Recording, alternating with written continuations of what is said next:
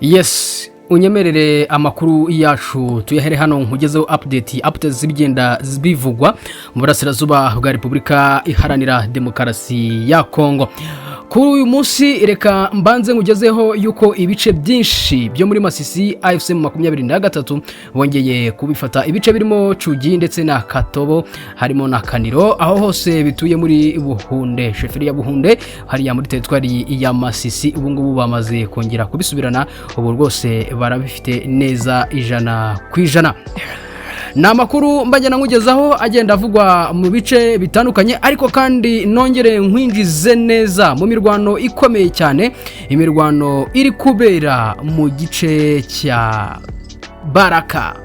Ibaraka hari kubera iki? Kisasu riri kuhavugira ni isasu riri kuhavugira, isasu rya abahibu basubiranyemo hariya muri komine Katanga, bari gukubitana mu buryo bukomeye n'imirwano, ndetse yagwemo umuntu, ndetse kandi yakomeretse n'umuntu yakomeretse, ndetse rwose ajyanwa ku bitaro. Rero biravugwa yuko ngo aba bahibu basinze, n'umuhibu wasinze agera gutya arasana nabo, mbese urugamba rwabaye urugamba, umwe arakomereka ajyanwa kwa muganga.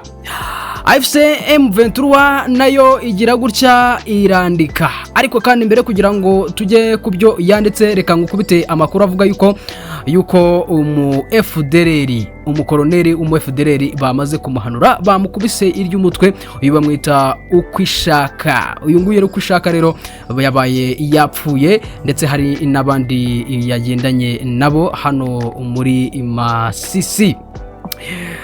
Amakuru yiwe ameze ate? Ayo yose reka nge nyacemo kugira ngo wumve ko ibintu bitoroshye muri iyi minsi. Imirwano yabaye imirwano mu buryo bukomeye cyane. Kuri ubu ngubu ibintu ntago byoroshye, abakoroneri n'abajenerali bari kugwa muri iyi mirwano. Biragoranye kubyumva uko imirwano iri kujya mbere muri iyi minsi, kuko imbaraga zashyizwe mu bikoresho bitandukanye. Kuri ubu ngubu FRDC yamanuye ibikoresho na M23 nayo iriteguye, ariko kandi umurundi FRDC bose bamanuye ibikoresho mu bice bya Plaine hariya de Ruzizi, hariya muri kiriya kibaya. Ubu imirwano igiye kuhabera mu minsi izaza izaba ari amagasa. Ariko kandi uyu amakuru aturuka hariya mu burasirazuba bwa Repubulika Iharanira Demokarasi ya Kongo aravuga yuko ingabo z'umutwe wa AFC 23 zivuganye koroneri ukwishaka, uyu nguyu ukwishaka Nouvelle, wari umwe mu bayobozi bakomeye cyane ba FDLR.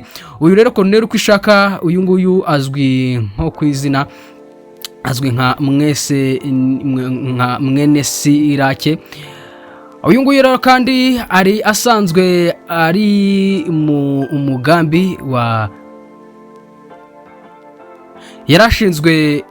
yarasanzwe ashinzwe imigambi cyangwa se igenamigambi ya FDLR. Amakuru aravuga yuko uyu mugabo w'umukoroneri rwose yiciwe muri teritwari ya Masisi, ahakomeje kubera imirwano ikomeye cyane hagati ya M23 ndetse n'ihuriro ry'ingabo za Kinshasa FDLR ndetse na FARDC Wazalendo ndetse n'abarundi bose.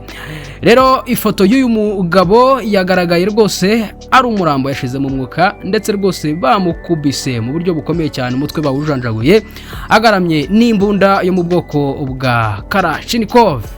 Rero rwose ikomeje gukwirakwira ku mbuga nkoranyambaga mu buryo butangaje cyane. Hanyuma AFC M23 Alliance Fleuve Congo mu itangazo yashyize ku rubuga rwa X kuri uyu wa gatanu, yongeye kandi gushinja ubutegetsi bwa Perezida Felix Tshisekedi kongera kugaba ibitero bya gisirikare mu burasirazuba bwa Repubulika Iharanira Demokarasi ya Kongo. Nubwo rero hari agahinge k'intambara kari karasabwe na Jorerenso ndetse n'akandi kasabwe idoha, AFC M23 iravuga yuko ingabo za leta zirimo izi za FARDC ndetse abarundi ndetse na FDLR bongeye kugaba ibitero by'indege zitagira abapilote ndetse n'ibisasu bikomeye cyane mu bice bya Hauts-Plateaux hariya muri Kivu y'Amajyepfo. uyu mutwe rero uvuga yuko ngo muri Mutarama na Gashyantare habaye ibitero mu duce twa Minembwe muri Rugezi na Rubaya bikica abasivili ndetse rwose bikanasenya amazu y'abaturage. Rero ukanashinja leta kugerageza kurenga ku mategeko mpuzamahanga agenga intambara rwose no kuba yarenze ku masezerano y'agahenge kaduha. Kugeza ubu rero leta ya Kinshasa ntiragira icyo itangaza kuri ibi birego bigenda bishinjwa. Hanyuma umutekano mu burasirazuba bwa Repubulika Iharanira Demokarasi ya Kongo ukomeje kuba mubi cyane, aho rero imirwano ikomeje kuba ikomeye cyane irimo ibikoresho bikomeye cyane. Amakuru kandi atugeraho aravuga yuko uriya musirikare w'umujenerali ngo bavuga ko yaje Kinshasa atariyo. Nta makuru namwe ya officiel yigeze ajya ahagaragara. Uyu mugabo ushinzwe Africom, uyu mujenerali Dagvin, uyu nguyu Anderson, ko yaba yarageze muri Kinshasa ngakakirwa na Perezida Felix Tshisekedi. Biravuga yuko rero ngo atigeze ajyayo, usibye ko twabibonye kuri platform za social media zose bivugwa, ariko kandi ibi bintu ntago ari byo kuko nta ambasade ya Amerika muri Kinshasa yigeze ibivugaho, ndetse nta nubwo leta ya Kongo cyangwa se presidency yabo yigeze ibivuga ngo itubimenye. Hanyuma rero ayo makuru aravuga yuko uyu mugabo atigeze aza habe na gatoya. Amakuru avuga yuko uyu mugabo ngo bikiri mu nzira kuba azaza gusura Kinshasa, ndetse rwose biravugwa yuko azahagera igihe kirateganyijwe ntago kiramenyekana neza, gusa ntago araza Kinshasa.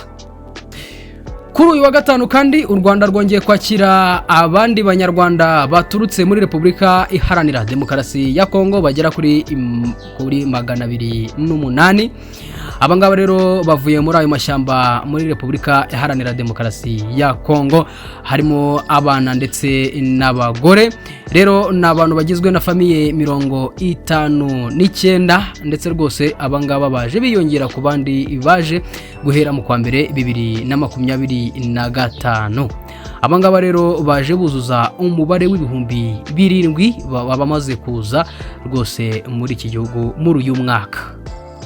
Bakaba baraje bakakirwa neza. Nabonye meya w'akarere ka Rubavu ababwira ati mwisange, kandi rwose ni mwisange cyane muraje mu Rwanda. Rero M23 muri aya masaha ifashe umusozi w'ingenzi witwa Karuvaria. Uyu musozi ugenzura agace kose ka Gatoyi, ndetse rwose iyo uhagaze ugenzura Gatoyi, Kaningi, Nkokwe na Cyugi. Aho ngaho rwose iyo uhari uyuri aho ngaho ureba iyo misozi yose. Rero gufata uyu musozi bihise bishyira mu byago ingabo za leta ziri muri Gatoyi. Hanyuma rero kuko utundi duce n'utundi n'ubundi bari bamaze kutubirukanamo, bari basigaye muri Mahanga na Gatoyi. Kuri ubu ngubu babirukanye, ibintu bimeze nabi, bari kwiruka kibuno mpamaguru. Rero hano muri bice bya Masisi FRDC na Wazalendo barafashe barabagotakota, niyo mpamvu bari kurasa bakwiriye imishwaro, kumva imirwano yakwiriye ahantu hose. Rero andi makuru nuko biri kuvugwa ko drone za FRDC ziri kurasa hariya Nyabyondo. Rwose hariya Nyabyondo muri kariya gace ubu ngubu kari kugenzurwa na M23 hariya Isiro. Drone zimeze nabi muri ako gace ka Nyabyondo, mu bice ibyo bice nago imirwano imeze neza. Drone ziri kuharasa mu buryo bukomeye. Ni update mba nkuzaniye, niyo mpamvu ntari butinde mu magambo, ariko kandi niba utarakora subscribe yikore, niba uramaze kuyikora reka ngushimire cyane wagize neza.